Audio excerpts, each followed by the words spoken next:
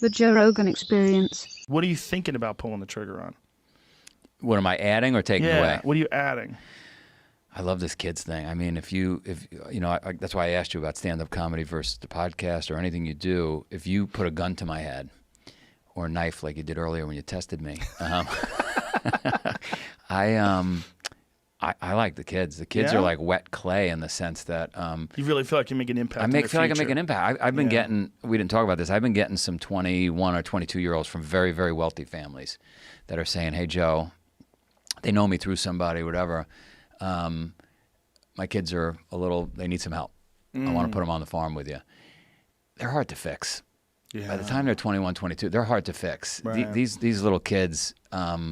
I make a big impact. I mean, the letters I got are tear jerkers after the text I saw them writing the parents about how terrible I was. Yeah. And then seeing 14 days later, like the impact. Yeah. I want more. Yeah. It's happened more times than I could count. Doesn't matter where I am in the world. I'm training the kids early in the morning, just like we've been doing since they're 4 years old. Some parent pops out of nowhere and says, "What the hell are you doing?" and starts screaming at me.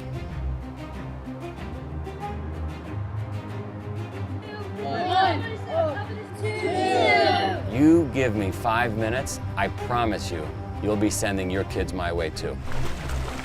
We don't quit anything. We're gonna hold hands, we're gonna get through this together. I just want to quit this one thing. Of course you do. It's so hard.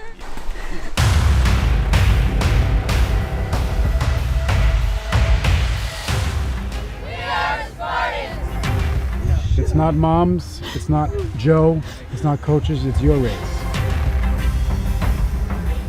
You went through 13 days. I want you to do 20 more minutes. You're finishing this. Camp Spartan is now in session.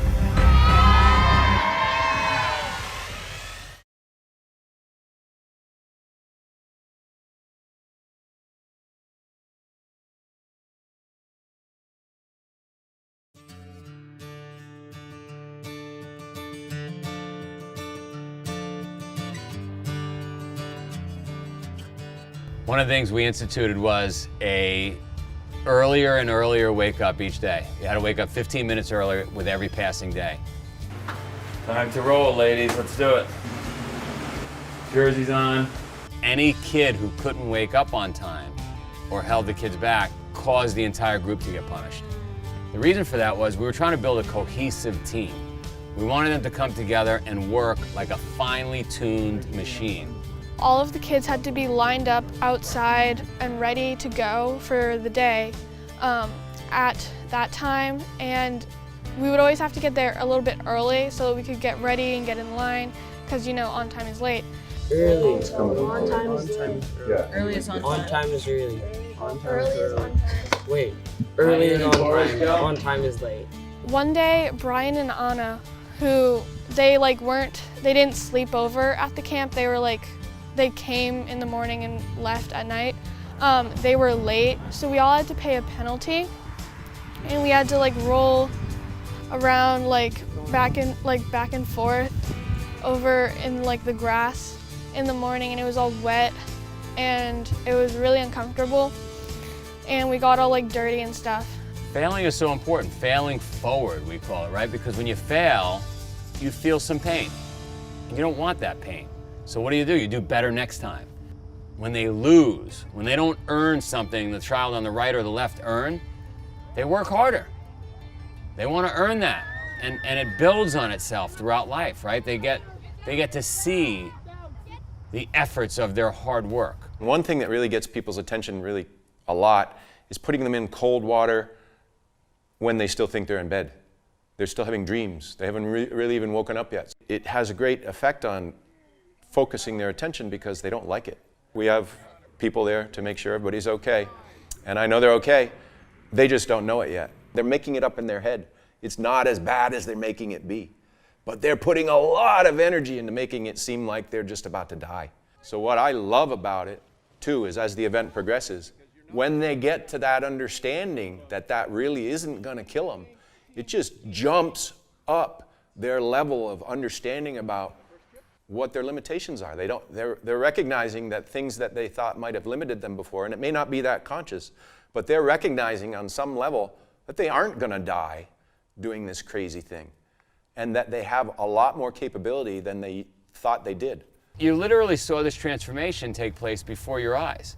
They started to wake up earlier and earlier and earlier, to the point where eventually they were ready before we were. They started to gel as a team, and it was really fun to watch. We are Spartans! Aru! Aru! We are Spartans! Aru! Aru!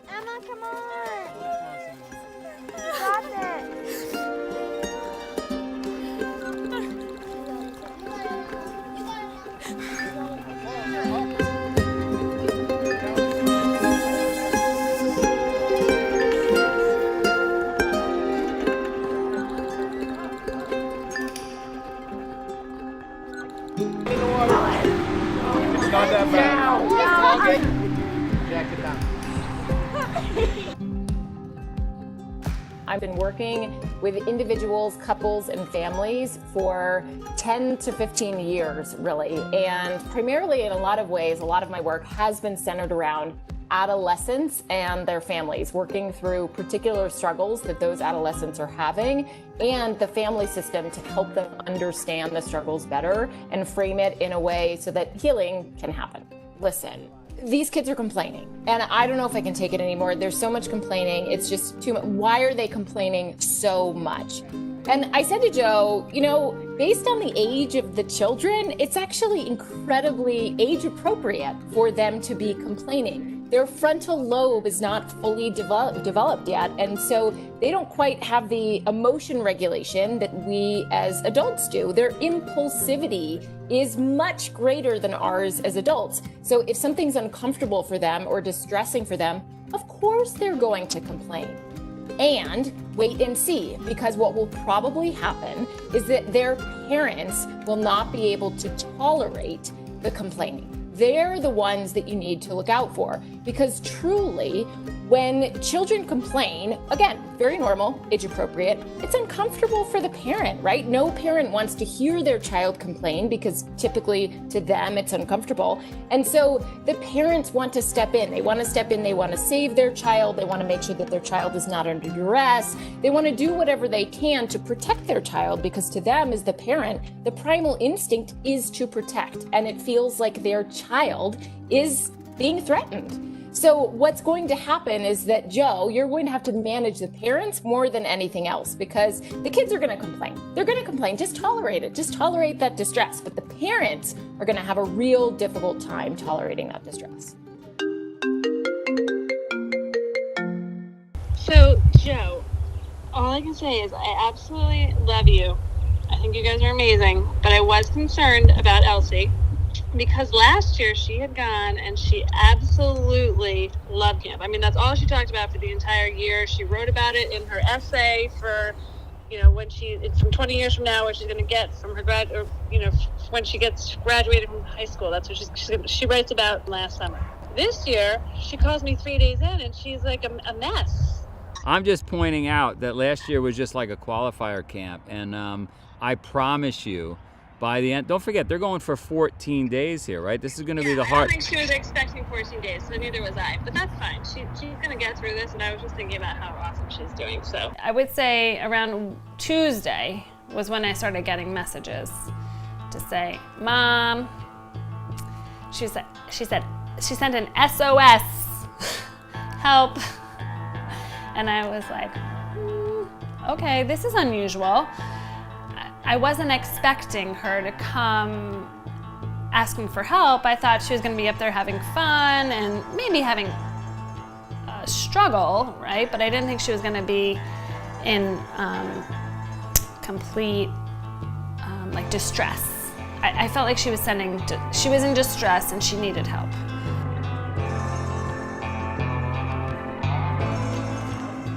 My least favorite part of the camp was when usually the mornings would be the hardest part of the day. But there was this one morning and we took a bunch of rocks. Like, it was probably the most rocks that we took up the mountain. And then on the way down, we had to carry someone on your back. And I carried a girl named Sarah, and she was on my back the whole time, and because she couldn't carry me. So I carried her all the way down, and then we had to hike not to the regular farm, but to the Amy farm, which is so much farther, and it was really hard.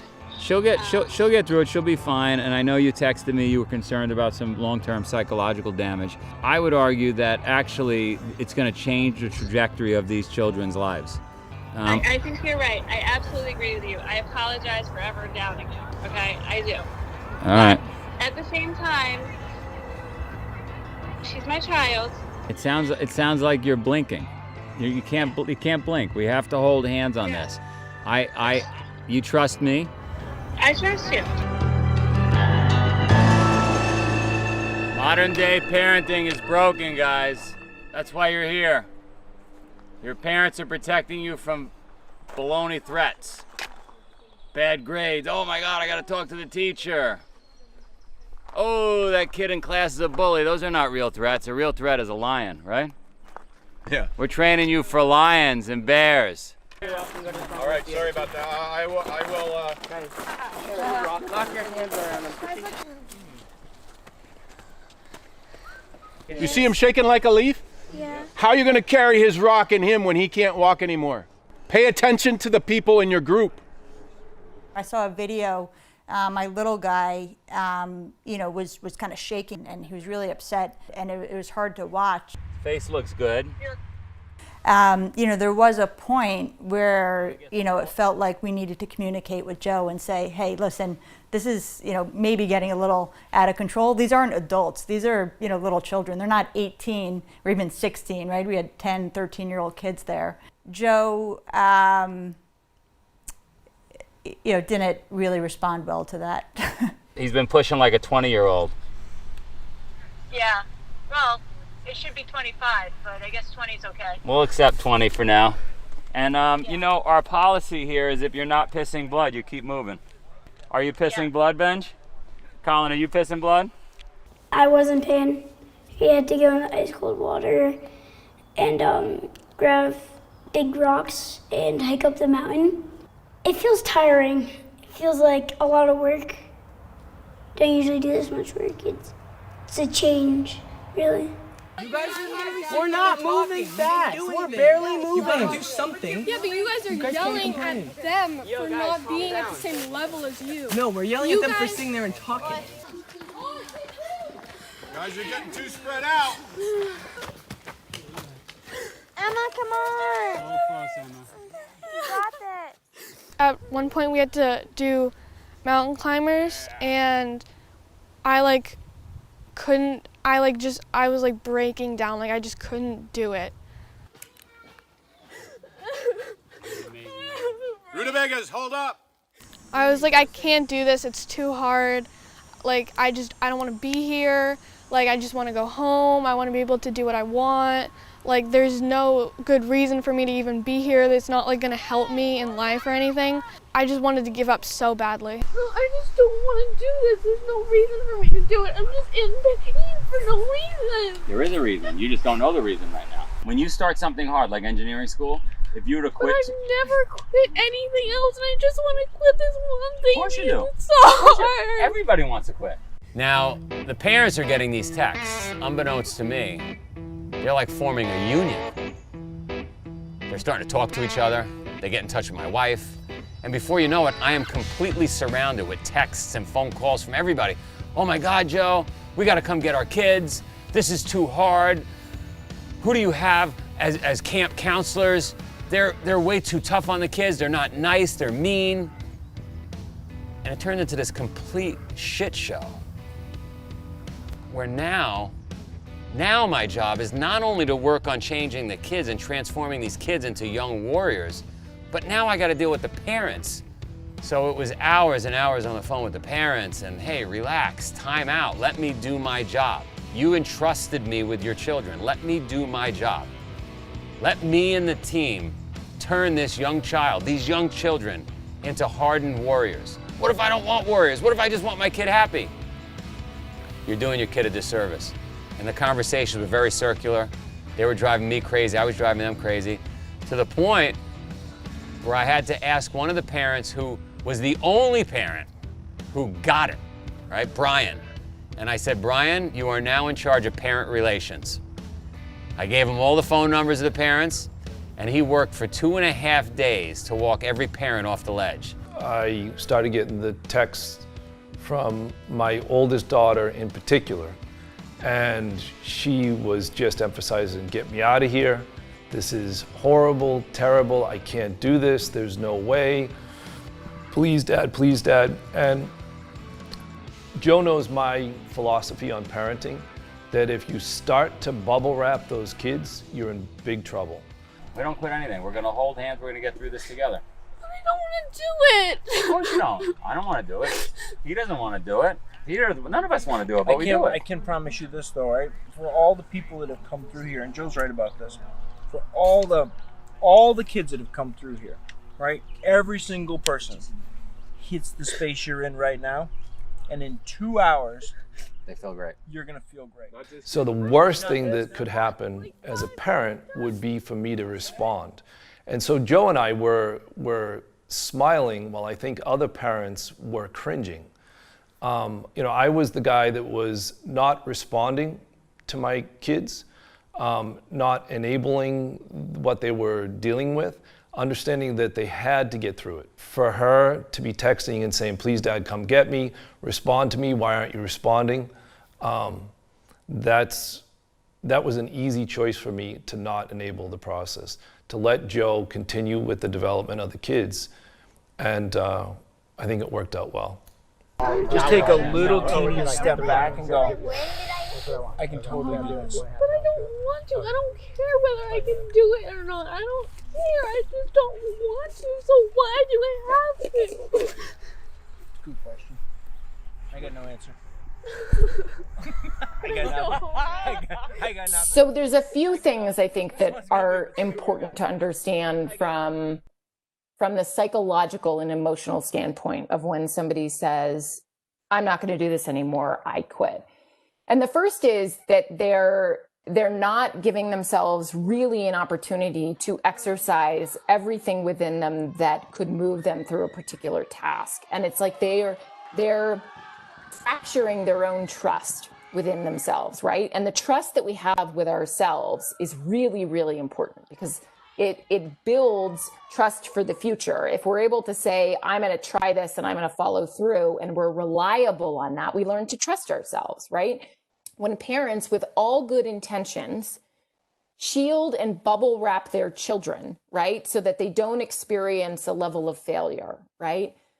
What they're doing actually indirectly, but so importantly, is sending their child the message, I don't think you can do this, so I'm not even going to let you try, right? Now, of course, they don't say that with words. They just say, you know what, I don't think we're going to try out for soccer this year.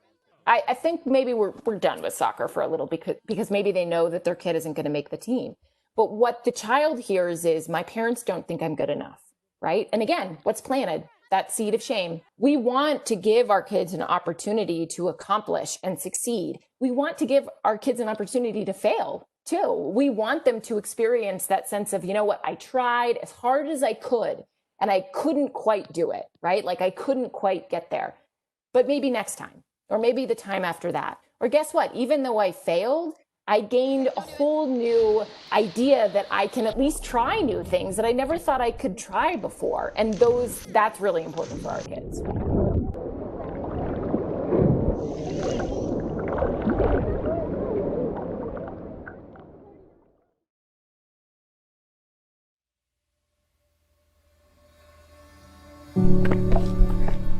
What are you decided to pick up the rock, Joe? I feel like a kid again. Plus, they're questioning if I can handle it. They need to know I'm on their team. There's a poem you guys have to remember before we get to the top. Right there. Come to the edge, she said. No, we will fall. Come to the edge, she said. No, we will fall. And they came to the edge, and he pushed them off, and they flew. It's just they pushed them. What does that mean? It means that if you push someone hard enough, they'll fly. We're teaching kids to fly. We're teaching them a poem right now.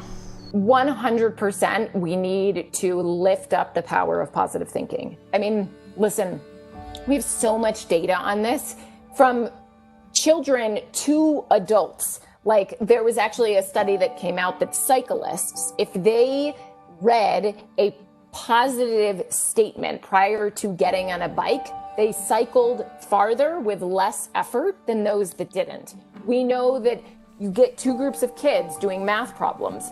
One group of kids reads positive words, right? Things like hope or joy or happy before taking the math test. They do better on the math test than kids that read neutral words. Like, we just have the data that indicates that positive psychology, like the power of positive thinking, can impact our performance greatly. So that power of positive thinking is really, really important. It's important for us to say out loud with words, but it's also important for kids to be able to say that in their mind, right? Like, have a positive mantra that they say to themselves.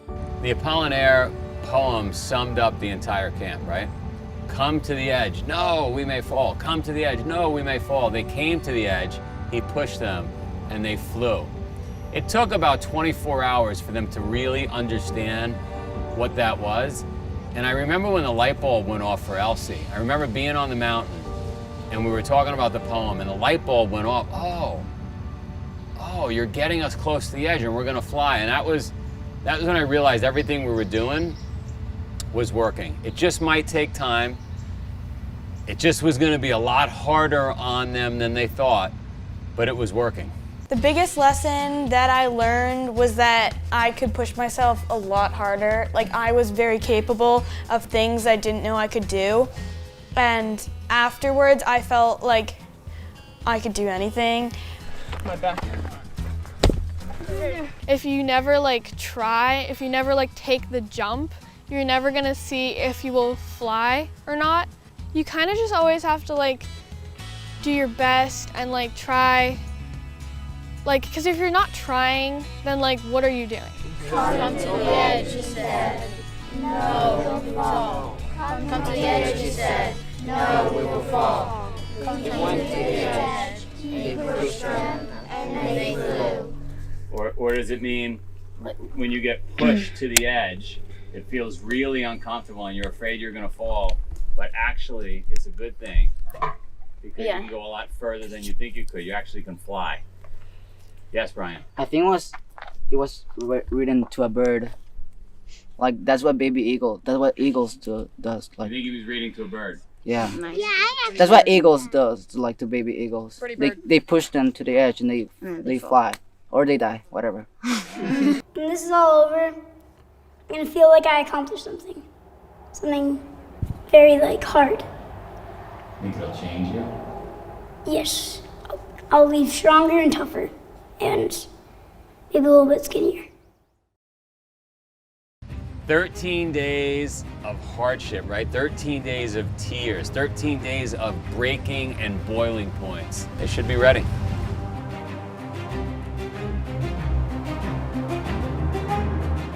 I think if I do it, I'll be much stronger after. Do you think one of these is going to be yours? Definitely. I'm gonna dominate this. I'm gonna destroy it. Do you think you're really going to want to be here in 10 hours? Honestly? It's hard for a parent, hard for me, right? It's my event. Hard for me to say, well, you didn't make it. Sorry, you're out. Can't even believe that you guys would let her quit. She would never let you quit. The only thing they were going to be challenged with here that they had not prepared for was sleep deprivation. 5, 4, 3, 2, 1. Go, go, go, go.